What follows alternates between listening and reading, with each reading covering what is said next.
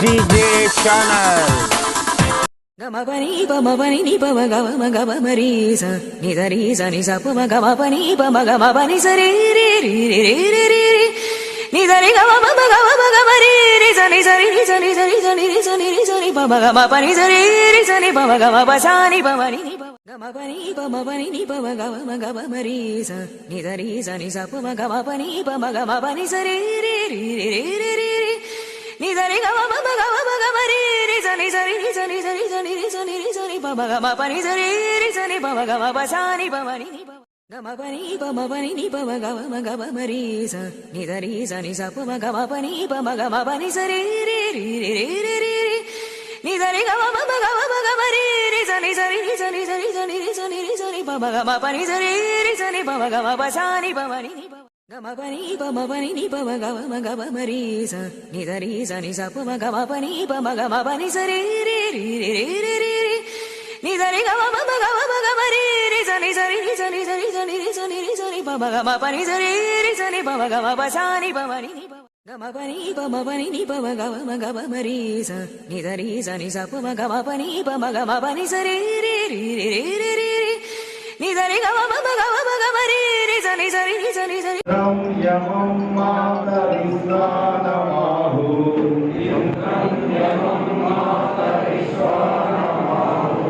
vedantino nirvachaniyamekam yam brahma satyena vinirtisanti buddhastadaham niti bauddha jaina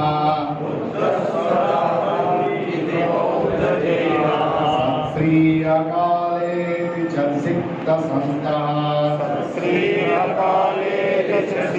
Santaha Sasketi Kechit Prakriti Kumara Jaya Rama Jaya Jaya Rama Rama Jaya Rama Jaya Jaya Rama Sri Rama Jaya Rama Jaya Jaya Rama Sri Rama Jaya Rama Jaya Jaya Rama Sri Rama Jaya Rama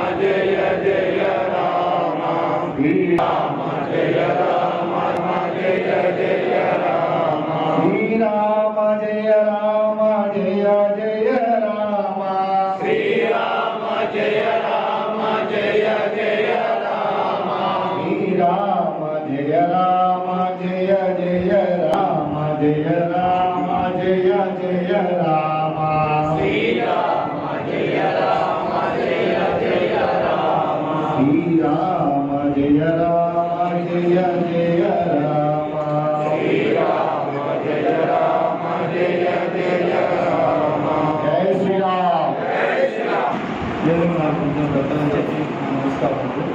ఈ రోజున Hindu Parishad cabinet election mayor గారు, deputy mayor గారు, స్వామీజీ గారు, మిగతా పెద్దలందరికీ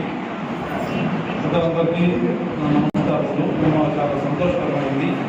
అలాగే ఈ building నిమిత్తం కొంతమంది దాతలు ఉన్నారు, వాళ్ళందరూ కూడా ఇక్కడ కూర్చొని ఉన్నాము. మాకు చాలా సంతోషకరంగా అయింది.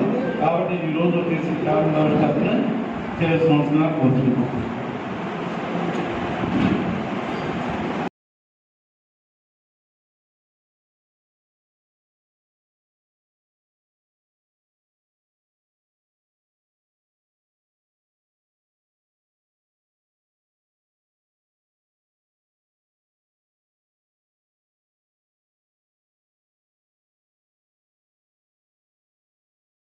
అనేక కులాలు, మతాలు, సాంప్రదాయాలు కలిగినటువంటి దేశం భారతదేశం. మన భిన్నత్వంలో అందరం కలిసి నడవాలని ఇందులో మత వైషమ్యాలు కానీ, కుల వైషమ్యాలు కానీ, మత వైషమ్యాలు కానీ పర్వాలేకుండా నడవాలని చెప్పేదే హైందవ సిద్ధాంతం. ఈ హైందవ సిద్ధాంతం అనేది ఒక మతం కాదు, ఒక సిద్ధాంతం. ఒక మనిషి ఎలా నడుచుకోవాలి, మనిషి యొక్క విధి విధానాలు ఎలా ఉండాలని చెప్పేది మాత్రమే హైందవం. హైందవము అంటే అహంకారరహితంగా ఉండమని, అణుకువగా ఉండమని, నిబద్ధతతో ఉండమని, నియమాలు పాటించమని, వ్యక్తిత్వ వికాసాన్ని నీవు ఆచరిస్తూ గౌరవించమని, నీ తోటి వారంతా సహచరులుగా భావించమని, అందరూ పరతత్వ స్వరూపులని భావించమని చెప్తున్నటువంటిది మనకి జీవితం.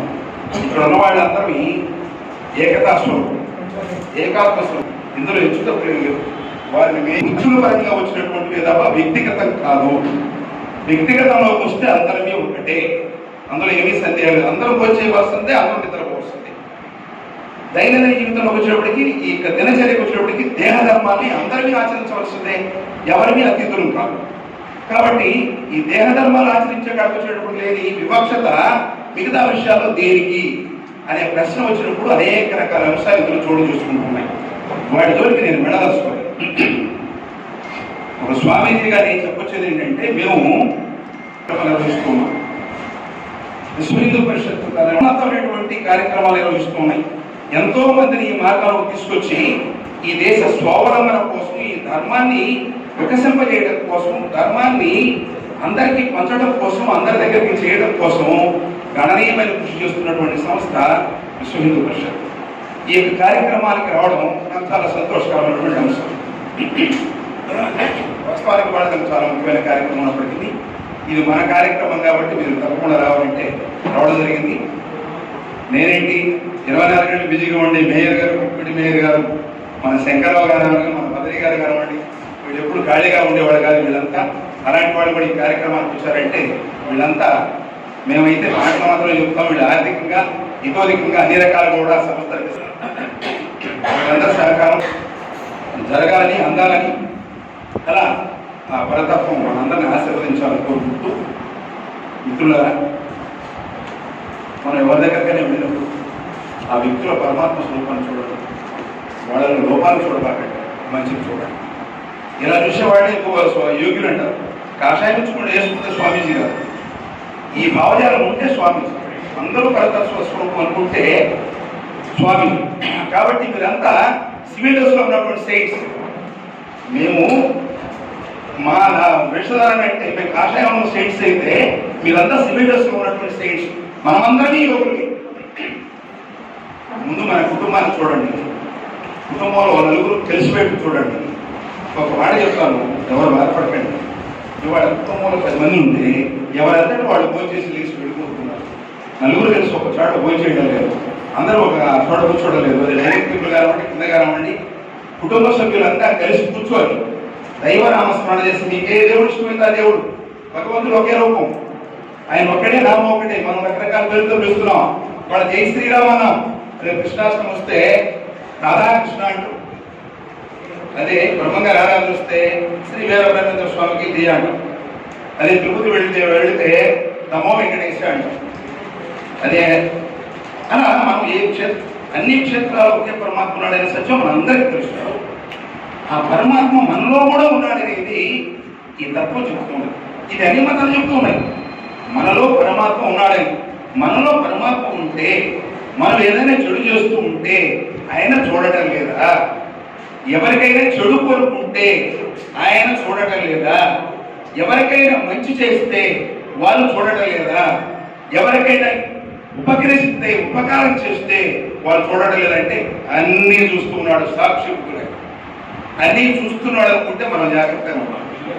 ఏమి చూడటం లేదనుకుంటే అజాగ్రత్తగా ఉంటాం. అజాగ్రత్తగా ఉంటే జారిపడతాం. జారిపడితే కాలు చేయగలుగుతుంది, హాస్పిటల్ ఉండాల్సి వస్తుంది. అంటే కాలు చేయడం అంటే ఏదో నష్టం జరుగుతుంది అని. కాబట్టి కష్ట నష్టాలలో ఎదుర్కోకుండా ఉండాలంటే పరతత్వాన్ని ఆస్వాదించాలి. ఆస్వాదించడం అంటే ఇంట్లో పీఠంలోనో ఆలయంలో గర్భాలయంలో దేవుడి రూపంలో ఆరాధించడం అది ఒక భాగం. ప్రతి వ్యక్తిలో భగవంతుడు ఉన్నాడనే ఆరాధన మాత్రమే జరగాలి. ఈ దేశం ఎంతమంది దాడి చేసినా, ఎన్ని రకాల దాడులు చేసినా, ఎన్ని రకాలు వచ్చినా మనది గరికి పోస ఈ సిద్ధాంతం. గాలి కొట్టినప్పుడు తల ఉంచుతుంది, గాలి పోయిన తర్వాత తల ఎత్తుతుంది. మిగతా వాటి వృక్షాలు ఒక గాలి కొడితే విరిగిపోతే మళ్ళీ దానికి మొరక కూడా బీజం కూడా లేదు. కారణం ఏంటంటే అణుకువ వినయ విధేయతలు కలిగి సామూహిక శ్రేయస్సును కోరుకునేటటువంటి సిద్ధాంతం దీనిలో ఉన్నది. కాబట్టి కొన్ని వేల సంవత్సరాల నుంచి ఈ సిద్ధాంతం మనకు వస్తూ ఉన్నది. ఈ సిద్ధాంతాన్ని మనం ఆచరిస్తున్నాం. మన పూర్వీకులైన ఉన్నటువంటి వాళ్ళు ఆచరించారు, మన పరంపర దాకా మన దాకా అందించారు, మన వాళ్ళకి అందించారు. ఈ వేదిక ద్వారా మనం మాట్లాడుకునేది ఏంటంటే మనందరం ఒక సమిష్టి కుటుంబం. ఈ సమిష్టి కుటుంబం అయినప్పుడు వ్యక్తిగత విభేదాలకి ఇంకో విభేదాలకి తావలేదు. అందరూ కలిసి వెళ్ళాలి. వీరు పాలనా స్థానంలో ఉన్నారు. వీళ్ళు ప్రజలందరికీ అన్ని సంక్షేమమైనటువంటి పరిపాలనని అందించాల్సిన బాధ్యత వాళ్ళకు ఉన్నది. వాళ్ళు చక్కగా అందిస్తున్నటువంటి ప్రజలందరూ అందుకుంటున్నారు, ఆనందంగా ఉన్నారు. పాలకులు ఎవరైనా సరే దీనికి జెండాకు సంబంధం లేకుండా పాలకులు ఎవరైనా సరే ప్రజాక్షేమాన్ని కోరుకొని చేసేటటువంటి వాళ్ళంతా గొప్ప పాలకులు ఉంటారు. దీనికి మన పూర్వీకులైనటువంటి శ్రీకృష్ణదేవరాయలు లాంటి వాడు మనకు ప్రామాణికుడు. మనకు చైనా దేశం నుంచి హుయాన్ సింగ్ అనే ఒక యాత్రికుడు భారతదేశం వచ్చి శ్రీకృష్ణదేవరాయల యొక్క పరిపాలన ఆయన చూస్తే ఇలా రాసులు వస్తుంది. ఇక్కడ మనకి బజార్లో మామిడి పళ్ళు, సపోటా పళ్ళు ఎలా రాసుల కోసం అమ్ముతున్నారో వజ్ర వైడూర్య మరకత మాణిక్యాలని అలా అమ్ముతున్నారు. దాన్ని చూసి ఆశ్చర్యపోయాడు, ఏంటి ఈ దేశం యొక్క సంపద. అతను రాశాడండి ఇవన్నీ. కృష్ణదేవరాయల దగ్గర 8 మంది అష్టదిగ్గజాల పౌరులు ఉంటే ఒక్కరు కూడా కృష్ణదేవరాయల సామ్రాజ్య వైభవాల గురించి రాసిన వాళ్ళు లేరండి. వారి ఉప్పు కృషిని వారు వేరే సాహిత్యాలు రాశారు తప్ప వారి వైభవాల గురించి ఈ చైనా యాత్రికులు రాస్తే ఇవాళ మనం పిల్లలకి పాఠాల రూపంలో చెప్తున్నటువంటి ఈ పాఠ్యాంశాలని వారు రాసి గ్రంథస్థం చేసినటువంటివి. ఆ రోజుల్లో కృష్ణదేవరాయలు కొండ మీద గజశాల, అశ్వశాల పెట్టి అక్కడికి ఇరిగేషన్ అంటే లిఫ్ట్ ఇరిగేషన్, ఇవాళ మన పరిభాషలో చెప్పాలంటే పైకి నీళ్లు నడిపించారండి. ఇవాళ మోటార్లు వచ్చిన తర్వాత, బోర్లు వచ్చిన తర్వాత, సబ్మెర్సిబుల్స్ వచ్చిన తర్వాత ఇవాళ మన నీళ్లు నడిపించడం విశేషం లేదు. ఆ రోజు నడిపించాడు. ఈ మాట ఎందుకు చెప్తున్నారంటే మీ అందరూ తెలియదు కాదు, ఈ టెక్నాలజీ మనకు వేల సంవత్సరాల నుంచి నడుస్తుంది మన భారతదేశంలో. ఇంకొక మాట చెప్తాను మీకు, ఇది ఇక్కడ సందర్భం కాకపోయినా మనకు అవసరం. మనకు చోళరాజు టైంలో 12వ శతాబ్దంలో రాళ్ళ దగ్గర ఒక మంత్రి ఉంటే ఆ రాజ పరివారానికి మొత్తానికి ఒక కాలనీ కట్టించారండి. అలా దశల వారీగా అంటే మినిస్టర్స్, సబ్ మినిస్టర్స్, ఇవాళ మనకి ఎట్లాగైతే కేడర్స్ ఉన్నాయో కేడర్గా కళ్ళు కట్టించారు. ఏంటి ఆ కాలనీ అంటే లక్కయ్యలు, మొత్తం అన్ని లక్కయ్యలు. అగ్గిపులేస్తే కాలిపోతుంది, కానీ ఫైర్ ప్రూఫ్. అది ఎవరికి తెలుసు అంటే ఒక రాజుకి మంత్రికి మాత్రం తెలుసు. ఆ టెక్నాలజీలో ఎవరికి ఏమీ తెలియదు. దాన్ని ఇతరులు భంగం చేయాలని చెప్పి అనేక రకాలుగా ప్రయత్నం చేసి ఎన్ని రకాలు దాన్ని దగ్ధం చేయాలన్నా వాళ్ళకు వీలు పడకపోతే ఏంటి దీని టెక్నాలజీ అని అడిగితే మీకు తెలుసుకోలేదు. మేము చిన్నపిల్లలప్పుడు పొలాలు పెడితే, నేను కూడా పల్లెటూరు నుంచి వచ్చిన వాడిని, పిల్లలకి మొరలో ఆరిగ చెత్త కట్టేవాడు, ఆరిగ నార కట్టేవాడు. దేనికి ఆరిగ నార అంటే ఆరిగ నార ఉన్న చోట పిడుగు పడదు అని. Anti magnetic. అలాగే వీళ్ళు లక్కయ్యుడు వెళ్తే దీన్ని తగలబెట్టాలని ప్రయత్నాలు చేసిన కుదరకపోతే ఎలా తెలుస్తుంది అంటే రాజు గారి అనుచరులను ఒకరిని లోపరుచుకొని, దీనికి ఇంకా కథ ఉన్నది అది ఇక్కడ అవసరం లేదు, లోపరుచుకొని వారి ద్వారా తెలుసుకొని ఒక రాత్రికి దీన్ని ఇప్పు పెట్టారండి. ఎలా పెట్టారంటే ఆరిగ చెత్త వేసేసారు. ఈ ఆరిగ వేస్తే మ్యాగ్నెట్ డిజాల్వ్ అయిపోయింది, మొత్తం ఫైర్ అయిపోయింది. అయితే ఈ వీళ్ళు ఇల్లు కట్టుకున్నటువంటి వాళ్ళంతా అప్పటికే స్వర్ణ మార్గాలు పెట్టుకొని ఫ్లైట్స్ రెడీ చేసుకున్నారు. రైట్ సోదరులు విమానం కనిపెట్టారని చెప్తారు. మా విద్యార్థులందరికీ నేను చెప్తాను, మీకు ఎవరు విమానం కనిపెట్టారంటే భారతీయులు కనిపెట్టారు 12వ శతాబ్దంలో నాయనని చెప్తాను. రైట్ సోదరులు మనం ఇంటెక్ట్ చేశారు, మన టెక్నాలజీని డీకోడ్ చేసుకున్నారు. దాన్ని కూడా చెప్తారు. కారణం ఈ లక్కయ్యలు తగలబెడితే వీళ్ళు ఉన్నటువంటి విమానాలు వేసుకుని ఐరోపా ఖండాలు వెళ్ళిపోయారు. వెళుతూ తాళపత్రాలు తీసుకెళ్ళారు. ఈ తాళపత్రాలు డీకోడ్ చేసిన తర్వాత వాళ్ళు సైజ్ తిరుగుతారు. వాళ్ళు అంతరిక్షంలోకి వెళ్ళినప్పుడు దగ్గర నుండి, విమానం దగ్గర నుండి, బొగ్గుతో నడిచే ట్రైన్ దగ్గర నుండి, ఇవాళ కరెంట్ ట్రైన్ దగ్గర నుండి మొత్తం మన ఆధారం మీద మన టెక్నాలజీ, భారతీయ టెక్నాలజీ మనం అందరం గర్వించదగినటువంటి విషయం. ఇది 12వ శతాబ్దంలో నిరూపణ జరిగినటువంటి కథ. ఇది ఉపమానం కాదండి, జరిగినటువంటి కథ. ఈ విధంగా మన సాంప్రదాయం పూర్వం నుంచి మన టెక్నాలజీ కానివ్వండి, సాంప్రదాయం కానివ్వండి, క్యారెక్టర్ కానివ్వండి, వ్యక్తిత్వం కానివ్వండి, మన పూర్వీకుల నుంచి మన దగ్గర నుండి వచ్చాయి. ఎవరైనా పెద్దవాళ్ళు కనిపిస్తే వంగి నమస్కారం చేసే సంస్కారం మన పిల్లలు. ఇవాళ మీరు కాన్వెంట్లో చేస్తున్నారు. ఏబిసిడి తప్ప అనేటువంటి చదువులు మనం చెప్పిస్తున్నాం. ఇది తప్పుపట్టడం లేదు. ఇంటి దగ్గర పిల్లలకి మీరు తెలుగు నేర్పండి. మన పిల్లలకి ఇంటి దగ్గర తెలుగు నేర్పండి కదా, పిల్లలకి తెలుగు నేర్పండి, సంస్కారం నేర్పండి. పెద్దవాళ్ళు కనపడితే ఉంగి నమస్కారం చేసి పాద నమస్కారం చేస్తే సంస్కారం నేర్పండి. ఎందుకు ఈ మాట చెప్తున్నానంటే, మా దగ్గరికి చాలా మంది తల్లిదండ్రులు వచ్చి, స్వామి మా పిల్లవాడిని చాలా కష్టపడి చదివించాము, పొలం మొత్తం అవి చదివించాము, వాడు ఇప్పుడు అమెరికాలో ఉన్నాడు, పెళ్లి చేసుకున్న తర్వాత మాతో ఫోన్లు కూడా మాట్లాడట్లేదు స్వామి. అందరూ ఇలా ఉంటారని కాదు, ఎక్కువ శాతం అలాగే ఉన్నారు. కారణం ఏంటి? అమ్మది తప్పు ఇదేమని చెప్పారు. ఎందుకు చెప్పినానంటే, చిన్నప్పటి నుంచి మీరు ఆ పిల్లవాడికి సంస్కారం నేర్పలేదు, కావాల్సిన డబ్బులు ఇచ్చారు, కాన్వెంట్లో చదివించారు, పెద్దవాడికి నమస్కారం చేయాలి, తల్లిదండ్రులు నమస్కారం చేయాలని చెప్పి ఇవన్నీ మీరు నేర్పలేదు కాబట్టి ఆ పిల్లవాడు తల్లిదండ్రులు విలువ తెలియదు. ఈ ప్రపంచంలో తల్లిదండ్రులు విలువ తెలియని వాడు ఎందుకండి? నేను మా పిల్లలకి చదివేటప్పుడు ఎక్కడికైనా స్కూళ్ళకు వెళ్ళి నేను ఏదైనా మాట్లాడేటప్పుడు ఏం చెప్తాను తెలుసా? తల్లిదండ్రులకు నమస్కారం చేయని పిల్లలకి ఈ భూమి మీద బతికే అర్హత లేదు అని చెప్తాను. తల్లిదండ్రులకు నమస్కారం చేయనటువంటి పిల్లలకి ఈ భూమి మీద బతికే అర్హత లేదు. ఏమంటే జీవితం ఇచ్చిన తల్లిదండ్రుల కంటే ఒక గురువు కూడా తర్వాతే. తల్లిదండ్రులు దైవం మూలందున తల్లి పూజ ముఖ్యమెల్లకు సృష్టి కంతడికి స్త్రీ ప్రధానము కదా. వీరబ్రహ్మేంద్ర స్వామి 700 పద్యాలు రాస్తే మొదటి స్త్రీమూర్తి గురించి రాశాడు. భారతీయ సంస్కృతి సాంప్రదాయానికి స్త్రీ మీద ఆధారపడి ఉన్నాయి. ఎక్కడ స్త్రీ గౌరవించబడుతుందో, ఎక్కడ స్త్రీ పూజించబడుతుందో, ఎక్కడ స్త్రీ ఆదరించబడుతుందో, ఎక్కడ స్త్రీ సగౌరవంగా ఉంటుందో, ఎక్కడ స్త్రీ సంతోషంగా ఉంటుందో అక్కడ స్త్రీ సంపదలన్నీ ఉంటాయి.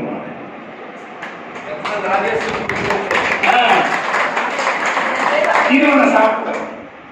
ఇవాళ తల్లిదండ్రులు నమస్కారం చేయడం లేదు, ఎవరికి నమస్కారం చేయట్లేదు. పిల్లలు తప్పు కాదు, కాన్వెంట్ చదివించండి. పిల్లలకి ఇంటి దగ్గర మీరు ఒక క్లాస్ తీసుకోండి. మేము ఆశ్రమంలో మేము పిల్లలు చదివిస్తున్నాం, అనాథ పిల్లల్ని వెళ్ళాలి. ఎందుకు చదివిస్తున్నాము అని అంటే వాడి ఇంటి దగ్గర కూడా చదువుకోగలరు. మేము ఒక సబ్జెక్ట్ నేర్పాలి. ఇది సంస్కారం. మేము భగవద్గీత 700 శ్లోకాలు కంఠస్థం చేస్తాం, బ్రహ్మంగారి 700 పద్యాలు కంఠస్థం చేస్తాం, లలితా సహస్రనామం 183 శ్లోకాలు కంఠస్థం చేస్తాం. వీటికి అర్థమైంది. పొద్దునే నిద్ర లేవగానే పిల్లవాడు ఆ గడ్డి మీద కూర్చొని తల్లిదండ్రులకు నమస్కారం చేసి, భగవంతుడికి నమస్కారం చేసి, గురువుకు నమస్కారం చేసి నిద్ర లేవాలి. అక్కడి నుంచి లేచిన తర్వాత ముఖార్చన చేసిన తర్వాత కూర్చొని ఖచ్చితంగా జపము ధ్యానము చేయాలి.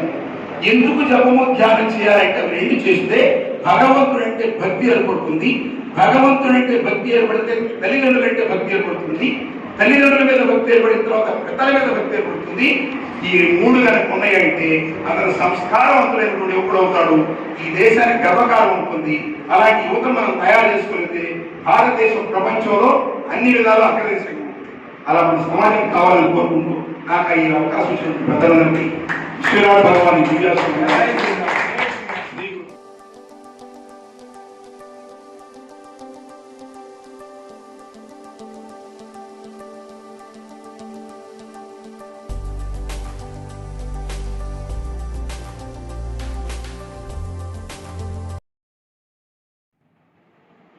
ఈరోజు మన గురుపగవాన్ గారికి అలాగే ఈ యొక్క సమావేశానికి విచ్చేసినటువంటి పెద్దలందరికీ కూడా మీ అందరికీ హృదయపూర్వక నమస్కారాలు. ఇలాంటి సమావేశం నాకు కొత్త, కానీ ఒకసారి గురువు గారు మన సంస్కృతి సాంప్రదాయాన్ని మరొకసారి గుర్తు చేసి మన యొక్క భారతదేశ సాంప్రదాయం విదేశ రైళ్లు కూడా గర్వించదగ్గ సాంప్రదాయంలో ఉన్నప్పటికీ కూడా మరి ఈ రోజున మనం అందరము ఆ విదేశీయుల యొక్క సాంప్రదాయాన్ని మనలో అందరూ దాన్ని అనుసరిస్తూ భారతదేశ సాంప్రదాయాన్ని విదేశీయులు అనుసరిస్తుంటే విదేశీ సాంప్రదాయాన్ని భారతీయులు అనుసరిస్తున్నారు. అవునా కాదు? అయితే దీనికి కారణము మన గురుగారు చెప్పారు. మనకి ఎప్పటి నుంచో విజ్ఞానము అనేది, సంపద అనేది ఒక భారతదేశంలోనే ఉంది. కాబట్టి ఆ రోజుల్లో బ్రిటిష్ వారు కానీ ముస్లిమ్స్ కానీ ముస్లిం రాజు దండయాత్రలు చేస్తూ ఒకసారి కాదు, గజనీ మహమ్మద్ అయితే 17 సార్లు మరి మన భారతదేశం మీద దండయాత్ర చేసి చివరికి తన అనుకున్న సాధించాడు. అంటే ఎంతటి సంపద మన దేశంలో లేకపోతే వారు మన దేశానికి వస్తారు.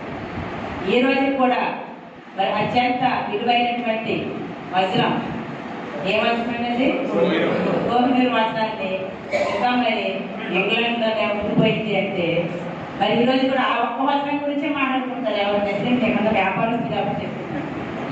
కాబట్టి ఇట్లా మనం చెప్పుకుంటూ పోతే మన భారతదేశంలో లౌకికవాదం అంటే అనేక కులాలు మతాలు సాంప్రదాయాల మధ్య మనం అందరము కలిసికట్టుగా ఉంటున్నాము అంటే ఇది మన దేశం యొక్క గొప్పతనమే, దాన్ని కాదనడానికి వీల్లేదు. కానీ అందులో మనం ఎక్కడ వెనకబడిపోతున్నామంటే ఈ యొక్క సాంప్రదాయాల నడుమ మన కులమతాల భేదాల వలన ఒకరితో ఉన్నటువంటి ఐక్యత లేకపోవడం వల్ల మాత్రమే మనం వెనకబడిపోతున్నాం తప్ప ఈ యొక్క ఐకమత్యం మన విదేశాలను చూసినట్లయితే వాడికి రెండే రెండు కనిపిస్తాయి. ఏమిటంటే ఇతరులకు సాంప్రదాయంగా ఎంతటి ఉద్యోగస్తులైనా సరే ఎంతటి సంపాదనవంతులైనా సరే ఇతరులకు సహాయం చేయడానికి తన నెలవారీ సంపాదనలో కొంత వెనక తీస్తాడు ఖచ్చితంగా జరిగి తీరుతుందని. కానీ మన దేశంలో మాత్రము మనకి ఎక్కువగా ఏంటంటే స్వార్థము అనేది మన దేశీయుల యొక్క మానవుల్లో ఎక్కువగా ఉంది కాబట్టి మనం మన కోసం ఆలోచిస్తాము కాబట్టే మనం కొంత వెనకబడుతున్నాం తప్ప నిజానికి సంపదలో చూసినా సాంప్రదాయాల్లో చూసినా ఎందులోనైనా సరే మనమే సాటి.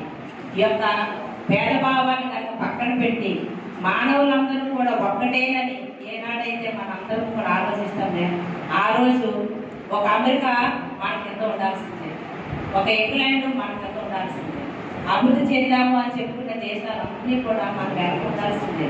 కాకపోతే మనలో ఉండే లోపాలని ఇలాంటి గురువులందరూ కూడా పైకి తీసుకొచ్చి, ఎందుకంటే నేను చెప్పే దానికన్నా కూడా ఇట్లాంటి వాళ్ళు కనుక చెప్పినట్లయితే ఖచ్చితంగా మన వాళ్ళందరూ వింటారు, పాటిస్తారు, నడుచుకుంటారు. కాబట్టి ఈ రోజు మరి వాడికి అంత విలువ ఉంది అంటే దానికి కారణం మన భారతదేశాన్ని తీసుకెళ్లాలంటే ఒక టెక్నాలజీ ఒకటే సరిపోదండి, మానవత్వం కూడా కావాలని చెప్పి నిరూపించగలిగే స్థాయి వారి మాత్రమే ఉంది. కాబట్టి మీ ద్వారా అందరినీ కూడా మరి ఉత్తేజం చేసి అందరి యొక్క మెంటాలిటీని మార్చగలిగే శక్తి మరి ఇలాంటి గురువులు ఉందని తెలియజేస్తూ అందరూ కూడా వారి మార్గంలో వారు చెప్పిన విధంగా నడుచుకోవాలని ఆశిస్తూ సెలవు తీసుకుంటారు. జై శ్రీరామ్.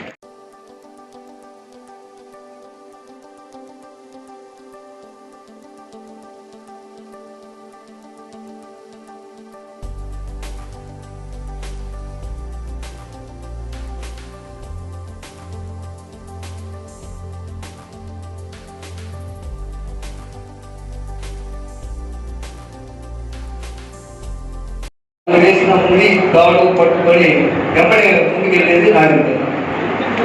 అనాగరికత అంటే ప్రతిదీ వాడికి ఏం తెలియదు కాబట్టి ప్రతి వాడే తెలుసుకొని వాడు డెవలప్ అవ్వడం అనేది అనాగరికతలో ఉంటుంది. మన భారతీయ సాంప్రదాయం ఏంటంటే నాగరికత గల సాంప్రదాయం. పెద్దవాడు చెప్తారు, ఒరే ఇది దీపంగా కావాలంది అని. అదే రకంగా ఈ ఆకు తాగితే, ఈ ఆకు రసం తాగితే నీకు ఈ జబ్బు ఉంటుంది, లేదా ఈ రోలర్ మీద వేరే వస్తువు పెట్టినా ఈజీగా ఎక్కిపోయింది. వీళ్ళు ఆల్రెడీ మనకన్నీ డిజైన్ చేసి పెట్టారు. కానీ పాశ్చాత్య దేశాలన్నీ ఏంటంటే ఇది రోలర్ రా, ఇది దీపం రా కావాలి అంటే కాదు, నేను చూడాల్సిందే అంటారు. వాడు చూసి దాన్ని టెస్ట్ చేసేదాకా వాడు దాన్ని నమ్మడు. అది నాగరికత. మంది నాగరికత సమానం. 800 సంవత్సరాలు మేడం చెప్పినట్టుగా 800 సంవత్సరాలు నేర్చులు అంటే దురుష్టు వాళ్ళంతా బయట వేసేస్తుంది. అదే రకంగా 200 సంవత్సరాలు నేర్చు అంటే క్రిస్టియన్స్ వాళ్ళు అనాగరిక సమాజం చూస్తున్నారు. 800 సంవత్సరాలు వాళ్ళు, 200 సంవత్సరాలు బ్రిటిష్ వాళ్ళు మనల్ని పరిపాలించి వాళ్ళ అనాగరిక సమాజ పద్ధతుల్ని మన మీద వృత్తి ప్రతిదీ కూడా ఇది నీకు తెలియదురా, నువ్వు తెలుసుకొనే మాట్లాడాలి అనే స్టేజ్కి మనం తీసుకొచ్చి మన వాళ్ళు ఆల్రెడీ ఇప్పుడు మన ఆచార్యులు గారు చెప్పినట్టుగా విమానాలు ఉన్నాయి, గంగ ఎక్కడ పుట్టింది, లేదంటే అష్టాదశ పీఠాలు 18 పీఠాలు ఎక్కడెక్కడ ఉన్నాయో స్పాట్ చెప్పేసేసి డిస్టెన్స్తో సహా పెట్టేస్తుంది. అదే రకంగా ద్వాదశ జ్యోతిర్లింగ